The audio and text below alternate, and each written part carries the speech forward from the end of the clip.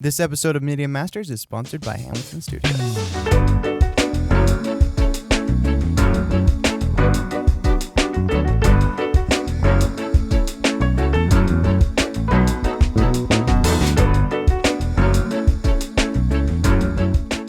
Hey, and welcome to the Media Masters Show. Today we have special guest Kyle Howell to talk about music dynamics in the modern world. Alrighty, Kyle, tell us a little bit about yourself. We're so excited to have you on today, but just kind of introduce yourselves to our listeners.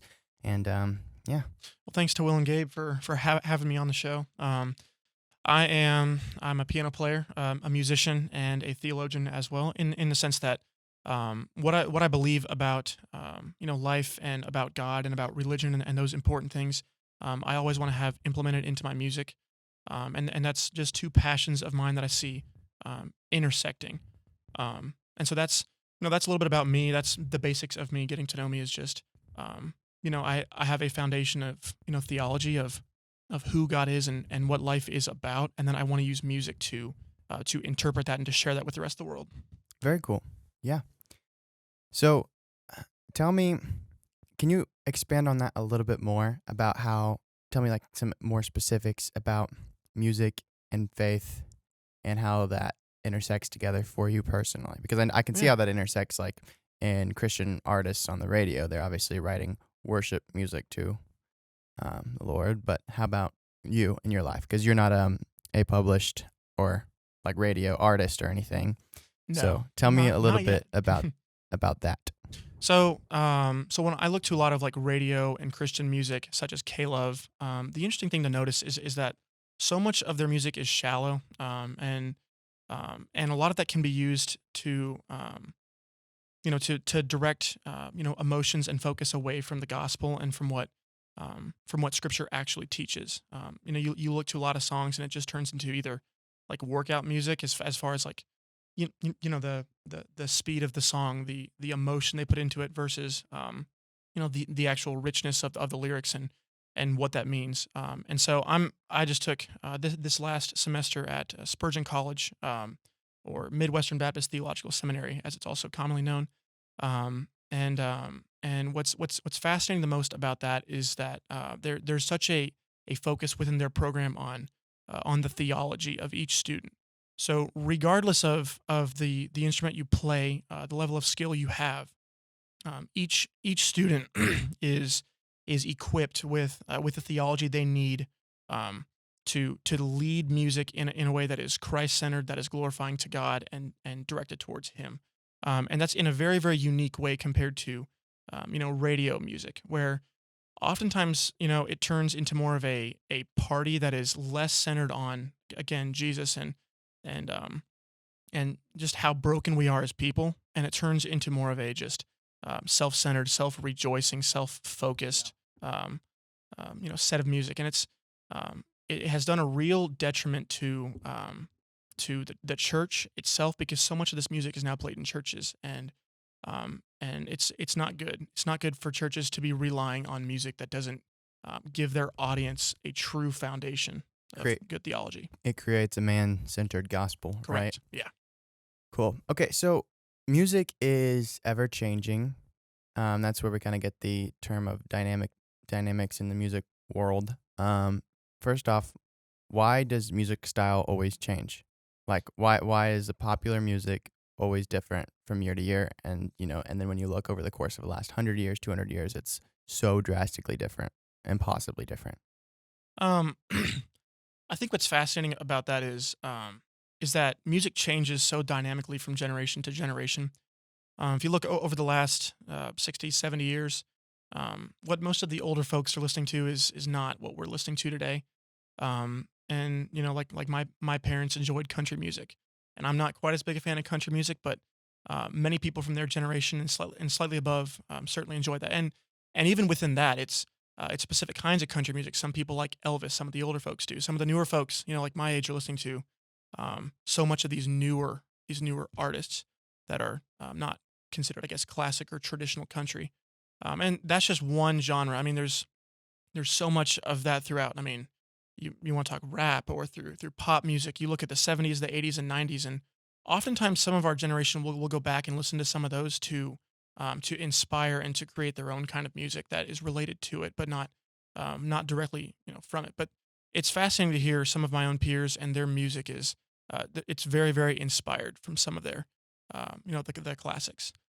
Personally, I'm not too much into the classics as far as the 70s, 80s, and 90s. I certainly think that there's a lot of good things to pull from that music. Right. Theory things that you can use. But I prefer to find my own genre of music and enjoy that the most that I can. So So what I find interesting is uh your classical music, um, which is a broad term, I know, because there's a lot of different eras of it's music pretty broad. inside of classical. But when people typically refer to classical, they're just talking about like Beethoven and Yeah, Mozart and Bach. And the real classical. so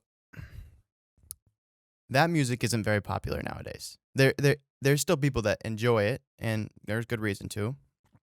But music that is just 50 years old is still very, very popular, especially with young people, even though they didn't grow up in that era of music. Why is 200-year-old, 300-year-old music not popular with kind of millennials and Generation Z, but it is, but the still 60, 70-year-old music is popular with us? Is it just because it's closer to what we have now and our brains just kind of like don't associate that with our Western culture, modern culture? I certainly think there's a part of that where that's true. I don't know that I could give you a perfect answer on that specifically, but um, I think one thing that has certainly changed that is lyrics and lyrics coming from oftentimes what was in scripture they said singing psalms, hymns, and spiritual songs. The point was they were singing along with the music. Um, you look at a lot of lyrical songs, and a lot of them came from religion and from paganism and those kind of like chanting, those very cultural things.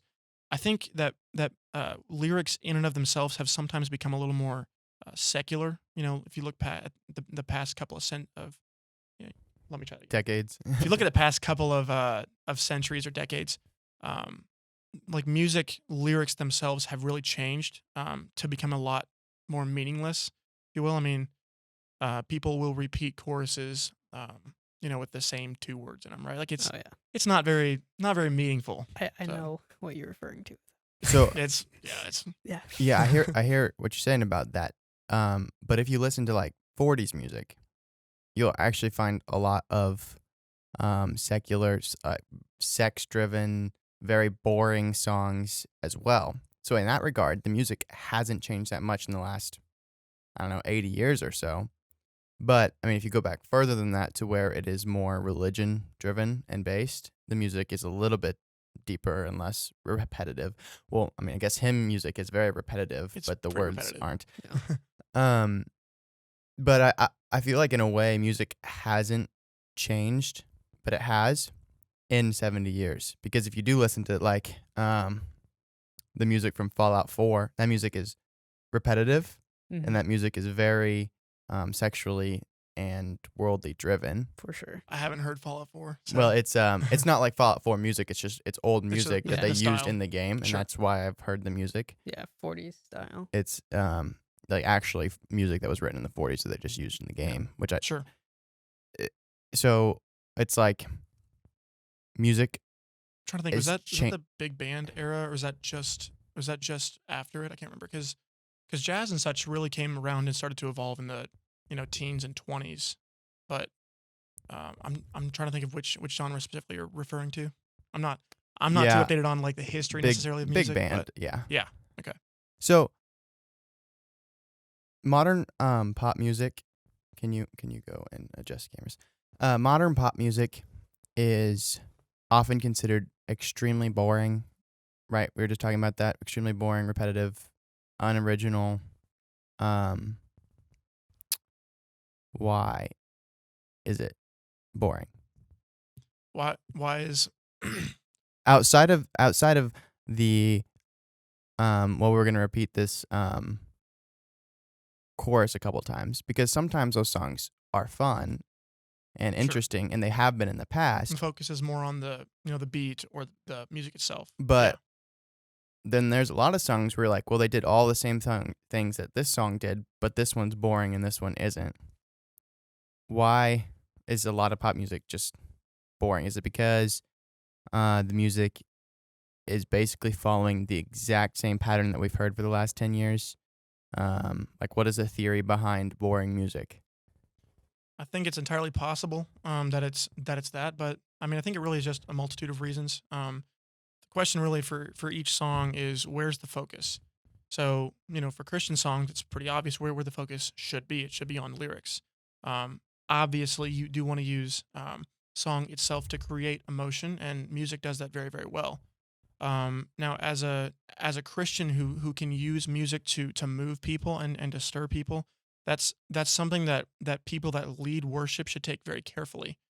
Versus groups like Hillsong, where it's very very very wrapped up in emotion. Not that they don't have good songs, but that it can certainly be very wrapped up in emotion, which can They, lose the lyrics. yeah, they've mastered Hillsong and like Bethel Yeah, and elevation. Elevation. Yeah, Those worship and those bands, they have mastered. Like this is kind of maybe a bad word, but they've mastered the manipulation of people's emotions. they have.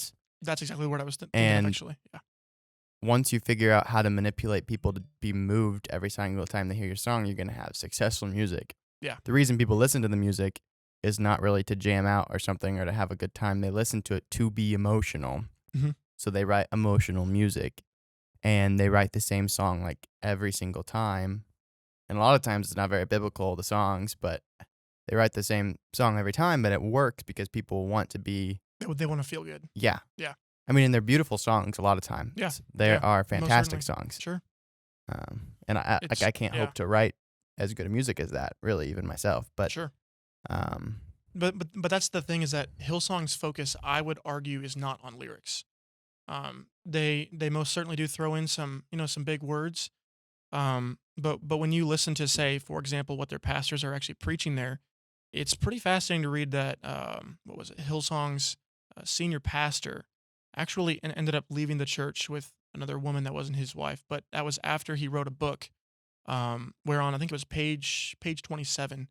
He said basically that Jesus was performing miracles not um, like to represent God, not actually as God.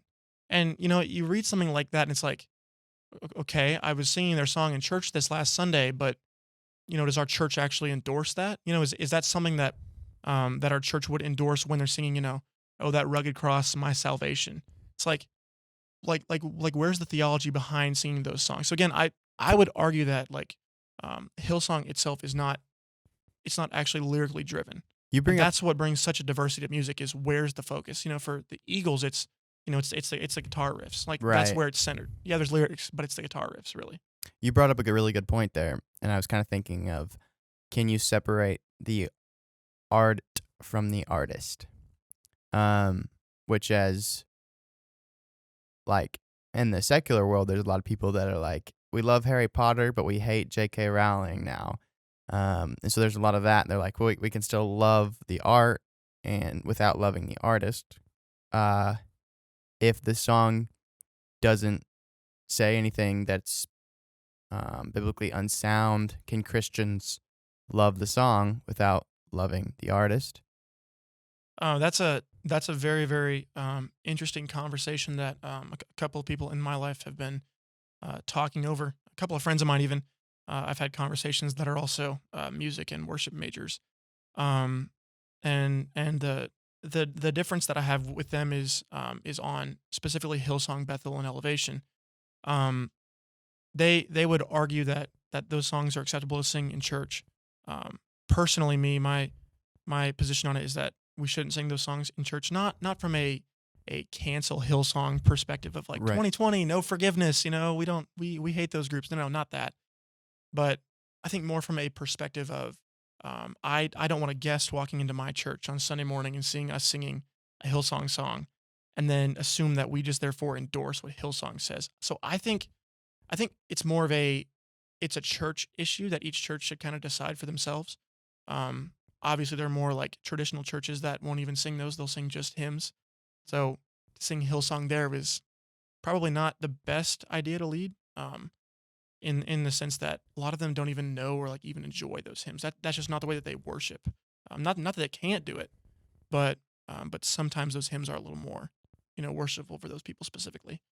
Um, I mean, a lot of people in our generation just trash the hymnal as just a book of old songs, and it's fascinating to go back and read through some of the lyrics there, and then read through lyrics of today, and there's some similarities where they'll Mm-hmm. pull some, some very key lines from some of the hymns. In fact, oftentimes they'll remake some of the old hymns, or they'll Right. take a chorus and rewrite, the melody lines for it.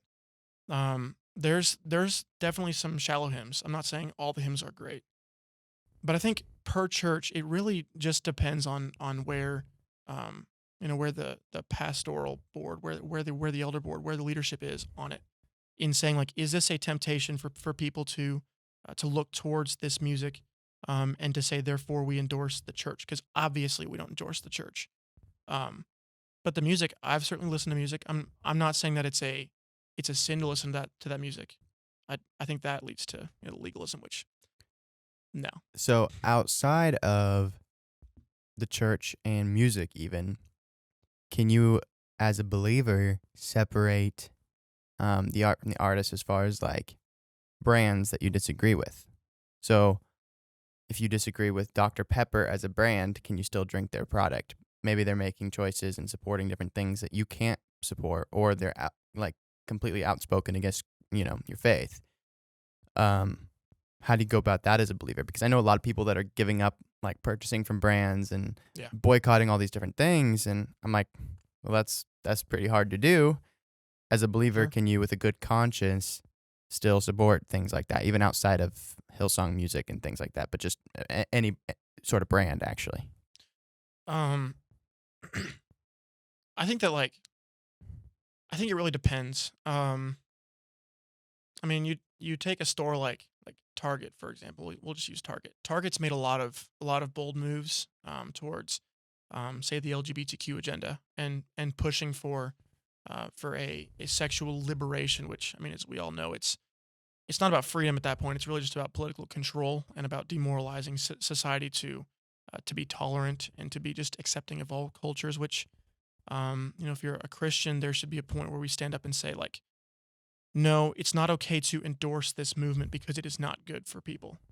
It's unacceptable for people to be promoting this kind of, lifestyle, because it's genuinely not good for people. It's not, and we know that as believers to be sinful, and it's wrong. Um, but one philosophical even analysis that you could use for that is that, people that move into that lifestyle have, I think it's about a 40% increase in suicide rates. So for someone Wow. to say like, how is it political control for people to want to be people to be whatever they want to be, um, for and the answer really to that is, um, if we just allow a demoralization to come into, the country, all it takes is, so many different and radical viewpoints on all sorts of things that leads to a destabilization. And then once you've reached the destabilization phase, there's ultimately just a chaotic feeling, and that's I think what we saw a lot last year, in 2020, in rioting and looting and burning, and, all kinds of that. And then all it takes is, someone to step in with money and power to take control and to promise a lot of things and then not fulfill any of those. So I mean, as far as that, and tying that back, um, like to brands specifically, I think it really depends on the brand, because, to to come to this point where it's you're walking on pins and needles, not knowing which brand specifically to support, because, um, you know your iPhone is made by child slaves in China, so why would you dare use that? Um, from a different perspective of like, I'm buying this specific product because I like China. I think there's a difference between the two. Um, for me specifically, I have certain brands that I just choose not to buy from, just because I don't like their attitude, I don't like their customer service, and I think that's a bit more of a justifiable reason too. But it's sometimes it's just the unnecessary products too, that it's just like, I don't need this. I mean, it was fun, but I don't necessarily need this product. And because of the way that they've turned, I'm now not going to buy it. So, I mean, it really depends. It really depends on um, like where the company stands and where you as a person sort of, feel about the necessity of that product. Kind of. I mean, if that, it's a very, very tough question to answer. Really, it's not. Um, There's no real right or wrong. no. It's more of like how Yeah. you feel on your heart, I guess. Yeah. Maybe. I mean, like, for example, would you use Planned Parenthood for services that are not abortion, right? I mean, like they do a few other services too. Would you use Planned Parenthood for anything else? No. Like that's the point that like you kind of have to decide where do you draw the line for someone for a place like Planned Parenthood where I believe it's like what every 89 seconds another child's aborted. For a place like that where it's such wicked and grotesque sin. I've made the judgment call that I'm never going to use Planned Parenthood, right? I mean, it's Mhm. Yeah. Well, and that goes to brands and how sometimes different parts of the brand can have Yeah. different views as well. for sure. So Right. that goes back. Remember what happened in Pakistan here not too long ago? I know one brand said that they I can't remember the exact details, but one part of their brand, the US part, was for one side, and then the one in that country was I think it was against Palestine. that. Yeah, It was not Pakistan, IGN. You're thinking of IGN. yes, IGN, that's what it was. Yeah. So they released IGN, videos and different things, and Mhm. it was very American interesting. IGN was Support of Israel yeah.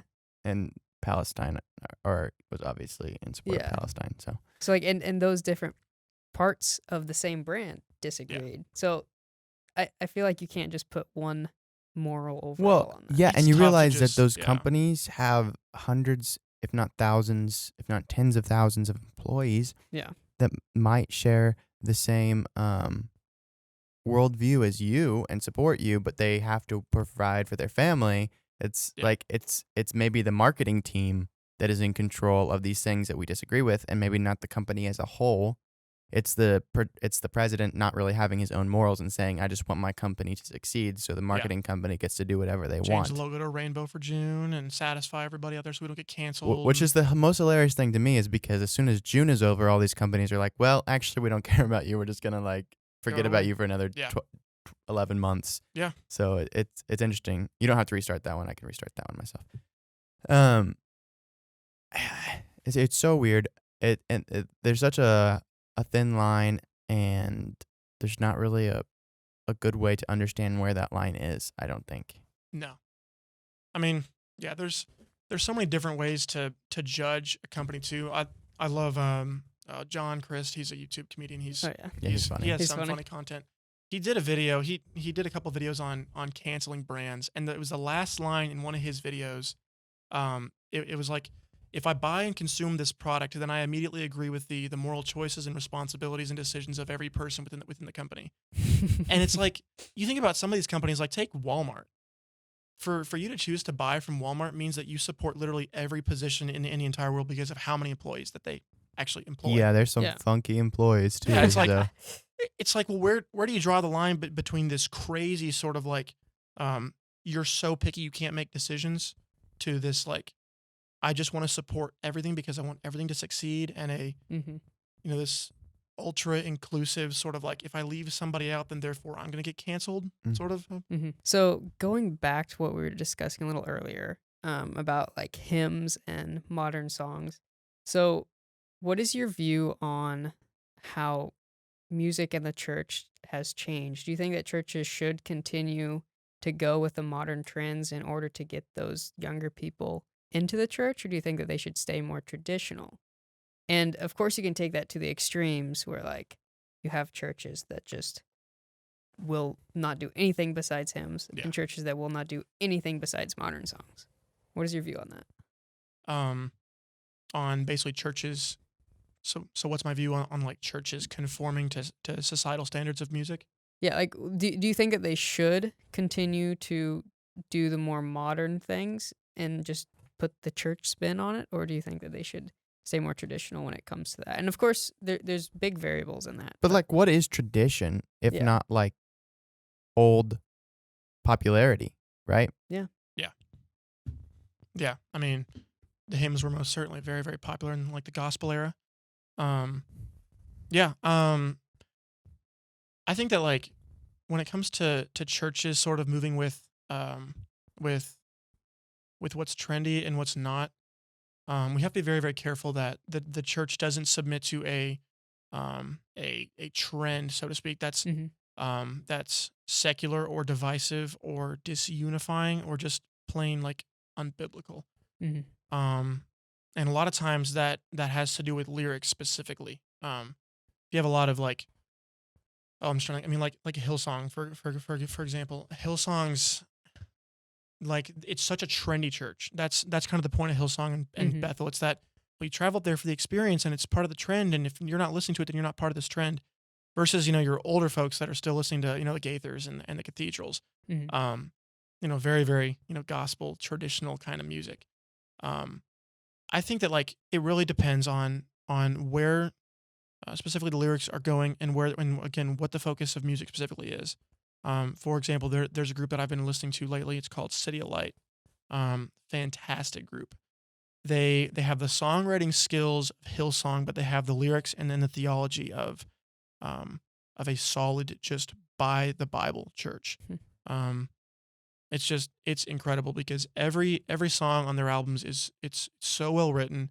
The words are not shallow or deep. There's this joke going around within some of these music circles of the girlfriend effect. You ever heard of that? Huh. I have not. Basically, it's this idea that you can listen to music on the radio, and if you replace God with your girlfriend, um, and nothing changes, then there's a problem with that song. You just wrote a love song. Yes. Yeah. Yes. I mean, you can take Taylor Swift's song and you can put God in there, and suddenly it's a spiritual song, and it's like, okay, no, not necessarily. But then you take a Christian song on, K Love. What is it? Just Breathe, right? I mean, it's that song. It's like, okay, well, we're not working out here. Okay, this is supposed to be a song, um, you know, about the creator of the universe. Mhm. About someone who's, who sent his own son to die on the cross for your sins, for your wretched behavior as a sinner who sticks your hand right in God's face and says, I don't want anything to do with you, even though you created me and had an ultimate purpose for me. And all you can say is just breathe. Like, I'm sure I'm probably ripping some of that song right out of context, but that's played on Christian radio. Why? Because it's trend. Excuse me. Because it's just trendy. It's just absolutely trendy. That's why it's played. And so to have that mindset of like what's trendy and what's not, I think it can apply to music in the sense of like we have electric guitars in music a lot nowadays, and that wasn't trendy back in the olden times, and now it kind of is. Mm-hmm. I don't think there's anything necessarily wrong with the style of it, but again, it's just what do you define as trendy, and does it line up with what Scripture says? I feel like Mhm. trendy in churches is okay as long as trendy doesn't take away from biblical truth. Yes. For And I sure. think that when you have like old people in the church that are unwilling to change, that it is also not I don't know what the right term is, but I don't think it's good. I don't Yeah. think Yes like and you're no. like you're like, "Oh, Sure. well, like I only want the hymns because I know, I think that staying back and not being able to change The sacred texts. The scholars. is not a good look for the church. Yeah. But then we have to obviously contrast society. Yeah. Well, Um, because God is the same yesterday, today, and Yes. forever. Right, So but like God that doesn't music is change. so absurdly different than Yeah. it used to be at the early church. Like the music wasn't. I mean, as far as like maybe your words are more worshipful in the old hymns, but I'm not saying the new music. I'm just saying that we can make music that really resonates with people in the modern era that still is the same as yesterday. And I think a lot of times people get caught up in the old music and not willing to change. and and it shouldn't be framed in a way to draw in non-believers with a popular message, because the gospel's not popular. The gospel's offensive. If you can, I heard this. Someone told me this, and it's stuck with me. If you can preach a sermon in church, or if you can preach a sermon in church and it does not offend a a Jewish person, and by Jewish I mean Religious. religiously, like rabbi, If it doesn't synagogue, offend right? Mhm. If it doesn't somebody. offend Yeah. them or a Muslim or a pagan or an atheist, that's not really the gospel. You're not sharing the gospel. Yeah. Or 'Cause even other The Christians. gospel, well, right, Like because prosperity the gospel. gospel, right? The prosperity gospel, and it's hard to call that Christianity, but most certainly Yeah. they bring that out there. The gospel is by nature offensive. Why? Because it tells you have a problem. Yeah. People don't like to hear that they Tells have you the problems. truth. Yeah, it's People don't it's the like to truth, hear the truth. and we hate that so much because we have to be right. And if we're not Yeah. right and we're chasing a lie, Yeah. we need to be told the truth. Exactly. And people now than it Yes. has been in the past do not want to hear the truth. They want to hear what Yeah. they want to hear. Yeah, you can't Yeah. handle the truth. You can't It's handle like the that's truth. so very, very, very true. It is. I think you said people more now than ever, but I'm not sure that's true. I think Well, that's like the same throughout the entirety. Yeah. Everybody's like, "Oh, Well- we have it so hard now," or people are so evil now. But like, if you hear about some of those cities Yeah. in the Bible, Sodom and Gomorrah was that in, were in just Genesis. so Old Testament was Yeah. horrible. I mean, messed even in up. the New Testament, and Paul would have to go to like, the Corinthians. Like, Yeah. You these read people that were list, horrendous. You read that list, and it's like he's describing my downtown. Like, what are you talking Yeah. about? Yeah. It's that humans, yes, we do invent sins and most certainly get worse and worse over time, but that doesn't change the fact that sin is still sin. Yeah. And like, it doesn't matter if you did sin this way or that way, or if you did this sin Mm. or that sin, it's still sin. Yeah. Like it says, there's nothing new under the sun. No, there's not. It's judges. Everyone's doing what's right in their own eyes. Yeah. That's the perfect description of what we're seeing today. So bringing us all back to our conclusion for today, all this conversation, I mean, it has one end goal, and that's to glorify God.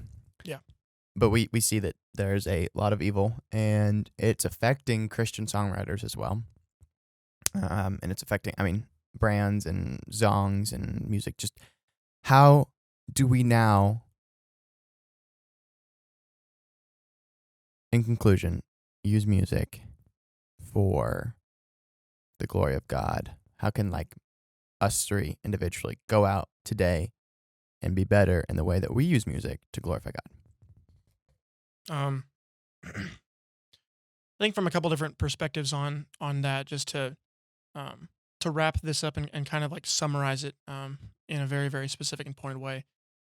It's that when it comes to music that's trendy, when it comes to music that flows with culture and that culture finds acceptable, Christians need to be very, very extremely cautious to jump on board with that, because just because something's popular does not mean that it's pleasing to God. It does not mean Yeah. that that's God glorifying.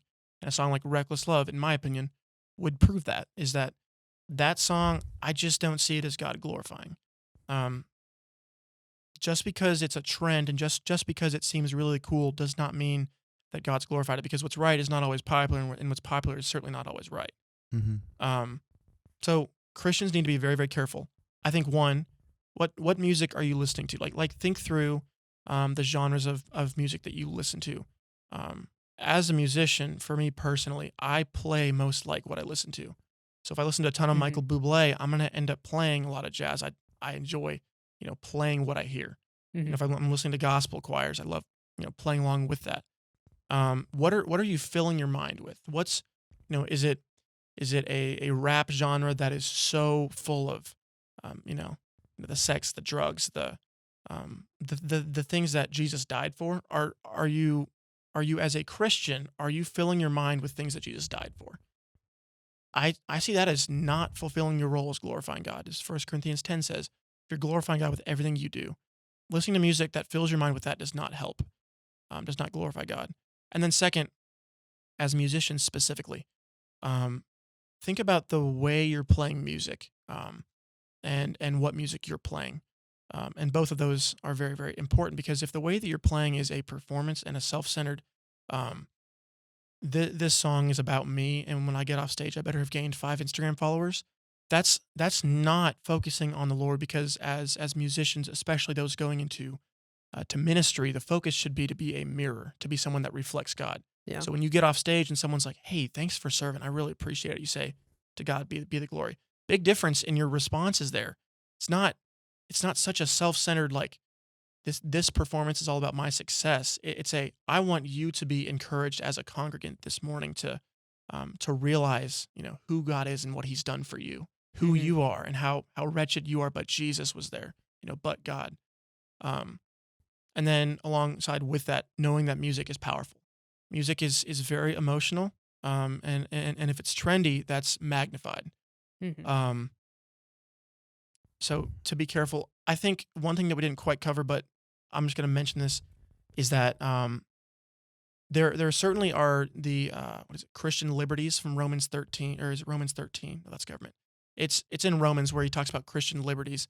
I think there's a part of that where that is true with music, specifically where some people find it more comfortable to sing different songs or different styles of songs, Mm-hmm. and some people would find that to be more of a sin or a temptation. For example, Christian rap could be a temptation for someone.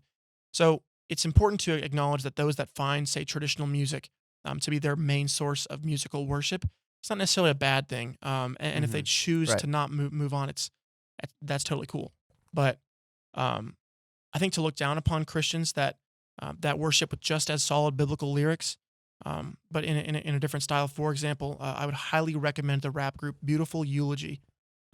Their album, I think it's Worthy, is the most like God focused album I think I've ever listened to, because it takes all the things that we think about that we struggle with on a daily basis, and it puts them and puts their focus on God, specifically Him, gets it off of ourselves. So really, the whole conclusion to tie it all up is, as musicians, remember that our focus is on God. It's not on ourselves. It's not on self promotion. It should be centered around God.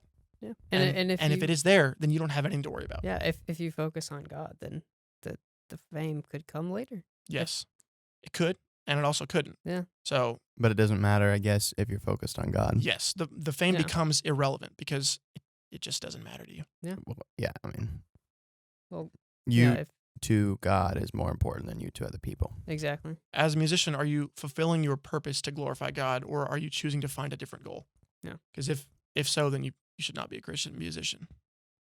Well, thank you, Kyle, for coming on today Absolutely. and sharing with us. We really appreciate it. You gave us some really good insight, and we had some really good conversation, I feel like. Absolutely. Before we go, you gave us a couple good Christian music suggestions already. I didn't know if you had one or two other ones for our listeners and for Gabe and I. Sure. Before we go. Yeah, absolutely. I'm trying to think. I think you said City of Light. Is Okay, that, so and so Beautiful the first Eulogy. one, the first one that I would always recommend is City Alight. Mm. They're a rather new group, but their music is spot on. I would recommend so much of their music. Just an incredible group. I ended up replacing my Hillsong and Bethel with them. Not that you have to though as well, but that was just my own preference. Beautiful Eulogy, if you're into rap, they're an exceptional group. Their lyrics are spot on, solid. If you want to listen to Sovereign Grace music, that's actually the church I'll be headed to this fall over in Kentucky for college. Possibly going to be joining them, and super excited about the industry there Yeah. that they have. Incredible group as well. Their lyrics are on point. Plenty of other ones, but yeah, I'm happy to recommend. There are so many solid groups to listen to. Right. You just got to go digging and know where to look. Awesome. Not Gunger. So. Alrighty. Well, thank you very much. And make sure you guys tune in next week for our next episode. We release an episode every Sunday at 3 p.m. Central. This week was Kyle Howell diving into faith and music as media.